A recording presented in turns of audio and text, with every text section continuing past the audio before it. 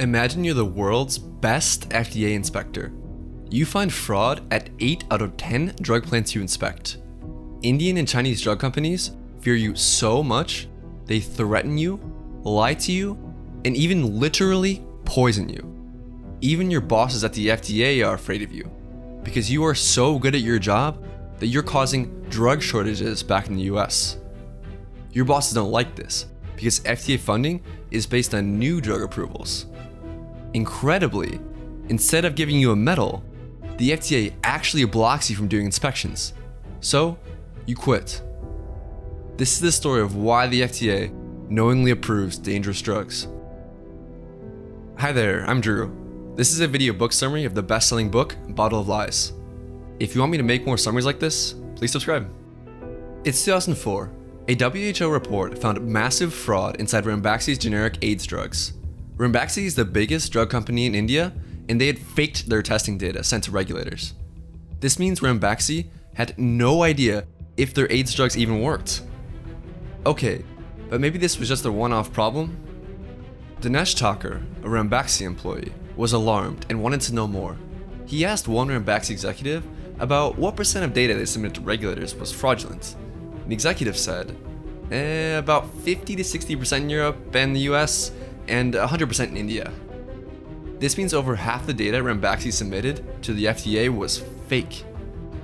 Dinesh's stomach churned as he pictured the countless families losing loved ones to this. One man lost his wife of 48 years and his son a month apart because they took the same faulty generic. And what happens if you don't test your drugs? In 1962, pregnant mothers worldwide took a drug that led them to have 10,000 babies born with deformities like flipper arms. Flipper arms. The US only avoided this crisis because a brave FDA investigator blocked the drug due to inadequate testing data. So, Dinesh and his boss assumed they just needed to alert the Ranbaxy higher-ups and they would surely fix the problem. They spent months documenting the situation and made a presentation to the board. The presentation made clear that in its race for profit, Ranbaxy had lied to regulators, falsified data, and endangered patient safety in almost every country where it sold drugs. More than 200 products in more than 40 countries had elements of data that were fabricated to support business needs, the PowerPoint stated. Business needs, the report showed, was a euphemism for ways in which Ranbaxy could minimize cost, maximize profit, and dupe regulators to approving substandard drugs. In entire markets, including Brazil, Kenya, Ethiopia, Uganda, Egypt, Myanmar, Thailand, Vietnam, Peru, and the Dominican Republic, the company had simply invented all the data. After the board saw the presentation, one board member asked, "Can't you just bury the data?" Dinesh and his boss suddenly realized that all the board members already knew about the massive fraud. His boss resigned 2 days later with an undisclosed settlement rumored to be over $1 million. Tossing and turning in his sleep, Dinesh imagined the victims' faces. He had to do something. He decided to stay and fight. But he knew too much. 3 months later, Dinesh was accused of browsing porn on his work computer. Dinesh asked the network administrator, and he found that someone from corporate had planted the IP addresses. Dinesh resigned. Dinesh knew that it was extremely dangerous to be a whistleblower in India. Just recently, one whistleblower was shot in the head and dumped on the side of the road.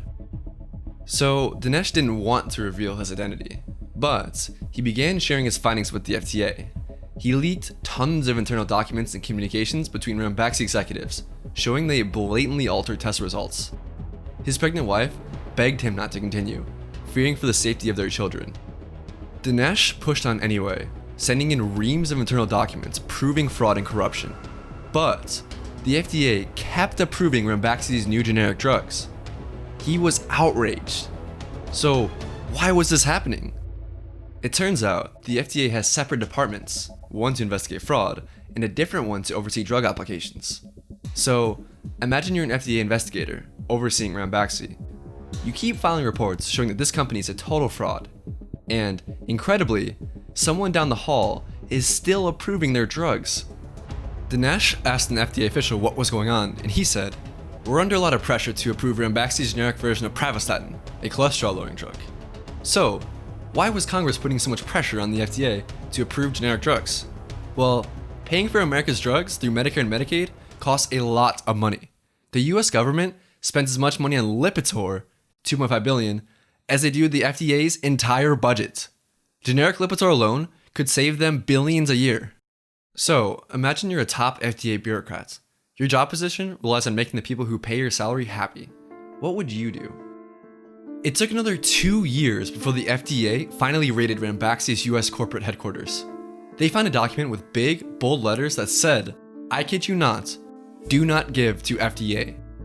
This document became the smoking gun, the undeniable proof that Ranbaxy lied to the FDA about the generic Accutane, which is an acne drug. They'd known for years their drug didn't work and was potentially dangerous. In 2008, the FDA banned imports from 30 of Ranbaxy's drugs. But, crazily enough, they did this without recalling the same products from US shelves. Imagine being like, yeah, we know these are dangerous, so you can't bring them into the country, but the ones already in the country, totally fine.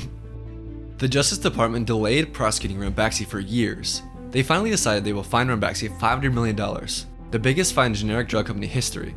The problem? Ranbaxy couldn't pay. They would go bankrupt.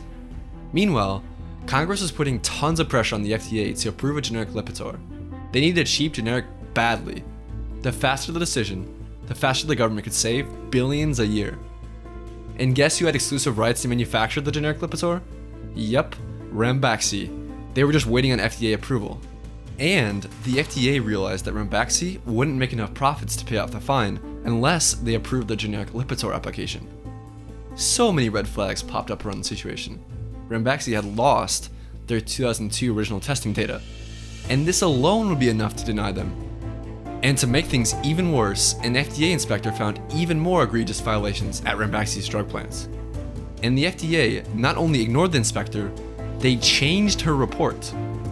After everything that had happened, the FDA decided to grant Ranbaxy the most lucrative generic drug launch in history. So, what ended up happening to Ranbaxy? The company was sold and then dissolved. No Ranbaxy executives in charge of the fraud were ever prosecuted. In fact, they left to work at other Indian generic drug companies and did the same things there. They got away with it. So, what happened to Dinesh? Dinesh dedicated 7 years of his life to this case. Seeing Ranbaxy go down was consolation, but he also got a $49 million piece of the $500 million lawsuit because he was a whistleblower. Unfortunately, the unending stress destroyed his marriage. To this day, Dinesh still fights for people's rights to cheap and safe generic drugs. But surely the FDA can't actually be this corrupt and incompetent, right? Well, get this.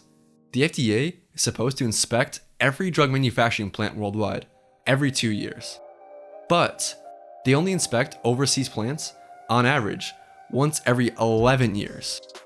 See, the FDA is grossly underfunded and overwhelmed.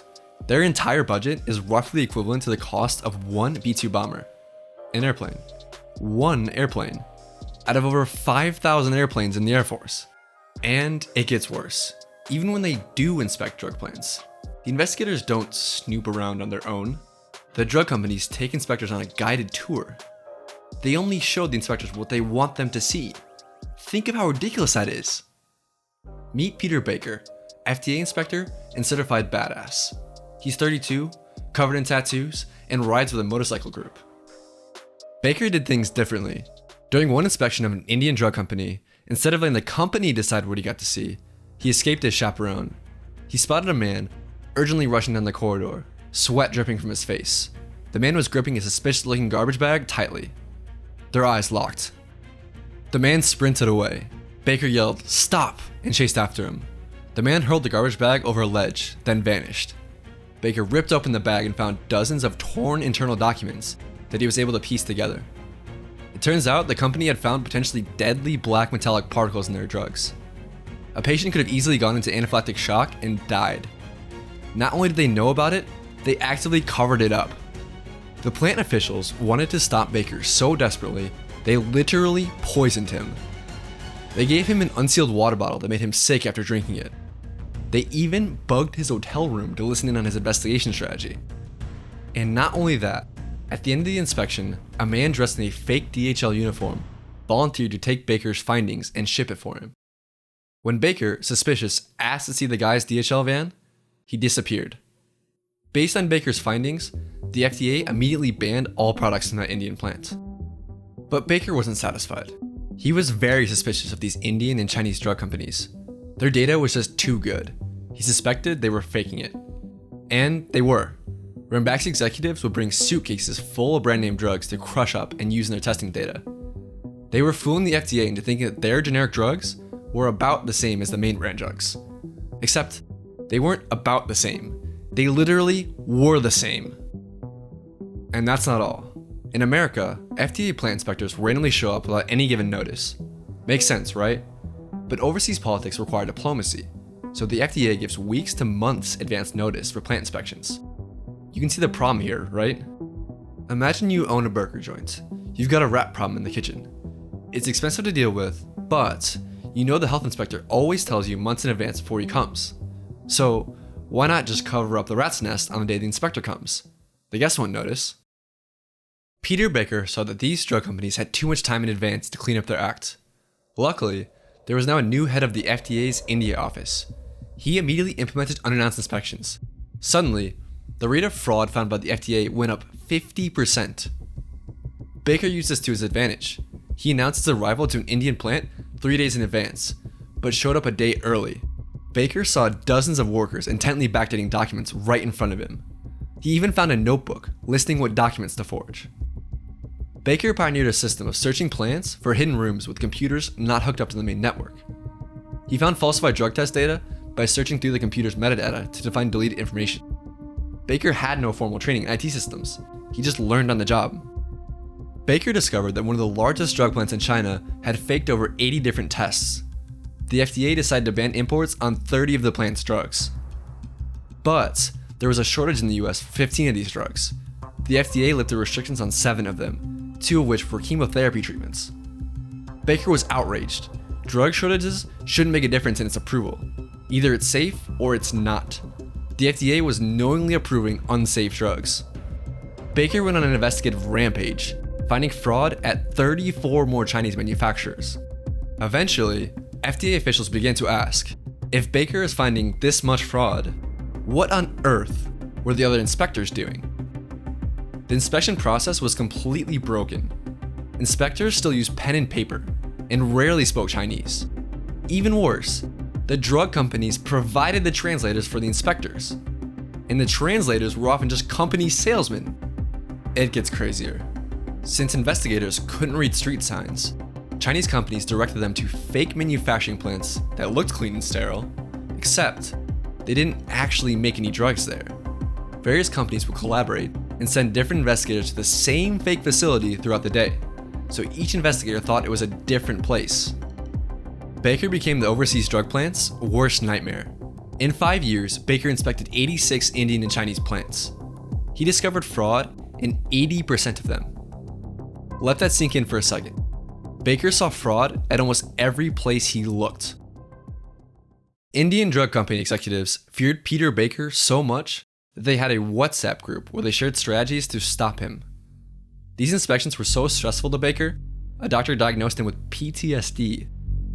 And because of Baker, the FDA was now blocking so many drugs from coming into the US that there were now widespread drug shortages. Baker's investigations also reduced the number of new drug approvals. This, you'll remember, endangered the FDA's funding, since it's contingent upon how many new drugs they approve. Talk about messed up incentives. We want the FDA to approve new drugs, but only if they're safe. From 2012 to 2018, the FDA reversed 112 different recommendations from inspectors to put restrictions on drug plants with unsafe practices. So imagine you're an FDA inspector that sees a drug company blatantly lying to you. You report this and recommend banning all drugs from the plant. But there's a drug shortage for what the plant manufactures there, so some FDA bureaucrat in Maryland overrules you. Baker became legendary among other countries' FDAs around the world. He even offered to train their investigators for them using his techniques. Of course, they eagerly agreed. And of course, Baker offered this to the FDA as well. But the FDA higher-ups dragged their feet. Why? Well, if they found too much fraud, and didn't approve enough drugs, Congress would punish them politically. Against his wishes, the FDA took Baker off all inspections, and he soon resigned. In 2018, 1 year later, Baker was proven right. A worldwide scandal erupted after a China-made generic active ingredient used for blood pressure contained a cancer-causing toxin. They added this toxin to cut costs. Dozens of worldwide manufacturers recalled their products, affecting millions of patients. These companies were behaving like drug dealers who cut their product with baking soda to save money. Why didn't the FDA catch this? Actually, they did. An FDA inspector discovered the fraud a year before, but the FDA brass ignored it. So, what happened to the trailblazing head of the FDA's India office? You remember, the guy who started doing unannounced inspections? Well, he made too many powerful people mad, so the FDA replaced him. And after all this, the FDA decided they would now go back to announcing inspections months in advance. The FDA still does to this day. I suggest reading Bottle of Lies if you'd like to learn more. Also, this video took me a month to make, so if you'd like me to make more video book summaries like this, please subscribe. Thanks guys.